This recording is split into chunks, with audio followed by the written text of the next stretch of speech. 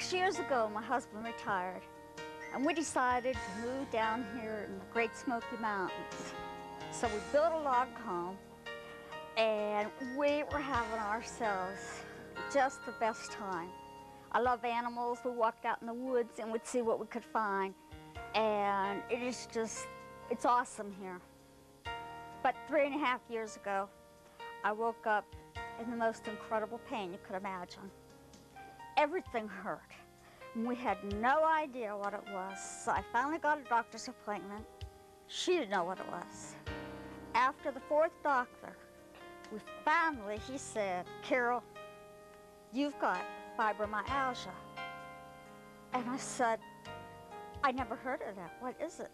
And he explained it to me, and I said, "Okay, now what do we do?" And he said, "Well, basically," he said, "there's not a lot we can do. We just have to live with it." And so I come home, and I got to thinking about it, and I said, "You know, fibromyalgia has actually taken my life away from me. I can't do the things that I want to do anymore. I can't go hiking. I can hardly go from the bed to the bathroom." So my husband and I decided, okay, we're going to research, we're going to read, we're going to find everything out that we can about this. Well, Sunday morning, my husband went to church, and I was laying across the bed looking out at the beautiful landscape. And I said, "God, you know what?" I said, "I can't live this way. They've told me there's no hope. They've told me there's nothing to help. And if this is the way it's going to be the rest of my life, I can't do it." It's not that I'm new to pain, because I've had migraine headaches 37 years. I've had 3 total hip replacements. So believe me, I know what pain is. Fibromyalgia, you can't enjoy the holidays. My family would come over, I'd be in bed hurting all over. Grandkids would come over and they'd be down on the floor playing with their new toys and just having a ball. And where would I be? In bed hurting all over. You know, little kids don't understand. In fact, I found out most adults don't understand that with this fibromyalgia, you appear to be okay, but you are on so much pain. It's incredible. So what we would do if we were going to do some walking, we would always have to take the wheelchair because my legs was the worst. We heard about a new device being used called Sonotron. We talked it over and we decided, let's give it a try. When David and Carol Baker came in for Carol's first session, she was skeptical. In fact, she was reluctant. She was afraid to just be disillusioned again by something else that wouldn't work. David, however, was enthusiastic and hopeful, and we went back into the treatment room, and we just knew this was going to work. We gave her 31 treatment units. We went down her spine, across her shoulders, down her legs, and she went home, and nothing happened. She didn't feel any decrease in pain, and she came back in a few days later for her second treatment. We did the exact same protocol. We went down the spine, across the shoulders. We concentrated on especially 2 areas in her calves that were very, very tender. And at that time, we gave her 32 treatment units. On Wednesday night, I really started feeling better. And I was just hoping that I wasn't imagining it. I went to bed that night, woke up the next morning, and I said, "You won't believe what happened."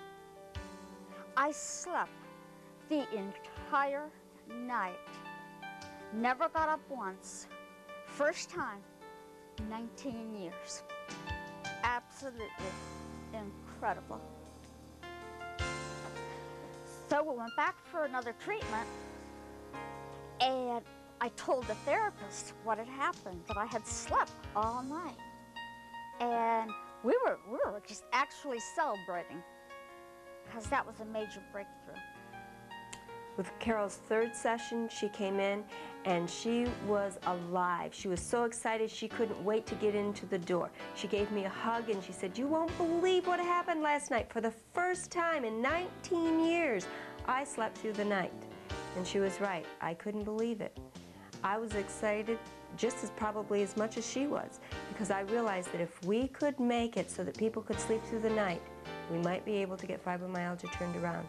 That is one of the greatest detriments that fibromyalgia people have, is they don't go into the REM sleep and therefore they cannot heal and get out of the cycle. So after that treatment, we were both flying high. We took her into the room and we did the exact same protocol. And with the fourth one, she came in. And this time she had even better news. Her pain had greatly decreased. She was out weeding in her flower garden for the first time. And again, she was excited and happy.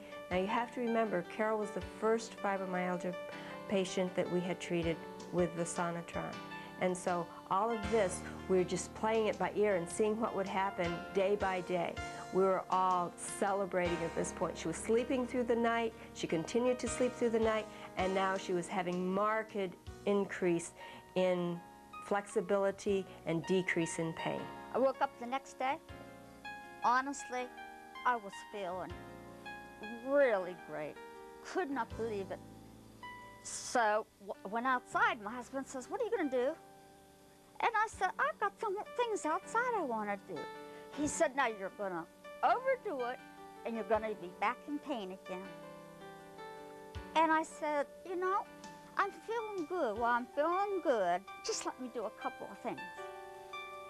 And so I did. It didn't hurt me. I felt fine. Went back for treatment and told the therapist, "You know what?" I said, "I don't think I'm coming back." And she looked at me and I said, "I am feeling so good." After 3.5 years, I said, "Honestly, I don't think I need any other treatments right now. If I do, I'll come back. But I said, right now, I'm just feeling great." As Carol came in for her 5th, 6th, and 7th treatment, she continued to show signs of improvement, increased energy, increased zest for life, and decrease in pain. We continued to do the exact same protocol, especially working on the calves of her leg, and after the 7th treatment, she got up off the table and pronounced herself pain-free and finished. So we got home, and I changed clothes. And I decided, you know, there's a lot of things outside I would love to do, but I haven't been able to do. One of those things was to have my little granddaughter to come up and enjoy her. She's 2 years old. So they brought her up, and her and I walked around the yard. I was teaching her a bad dead flower to a good flower so that she would understand. And so I would pull a dead flower off and throw it away. She'd pick a live flower and throw it away. And I said, "I don't think I'm getting through to you." And so we went for a walk up in the woods to see the pheasants. And we took marshmallows to them. So she had a handful of marshmallows, and we would give them to the pheasant. Well, she'd throw it down, pick it back up, and put it in her mouth and eat it. I mean, we were having our time. We really were having fun. When we come back down from the woods, and I would get down, kneel down on the ground. Before, when I had fibromyalgia, I would hurt so bad. I just about have to have a crane come in to lift me back up. I could get up and down, no problem at all. So my little granddaughter and I, we got on the golf cart. A little faster. We went driving through the mountains. Sometimes she'd drive, sometimes I'd drive. But we just had so much fun. And I'd just like to say one thing. Thank you, Sonotron. Thank you. thank you for giving me my life back.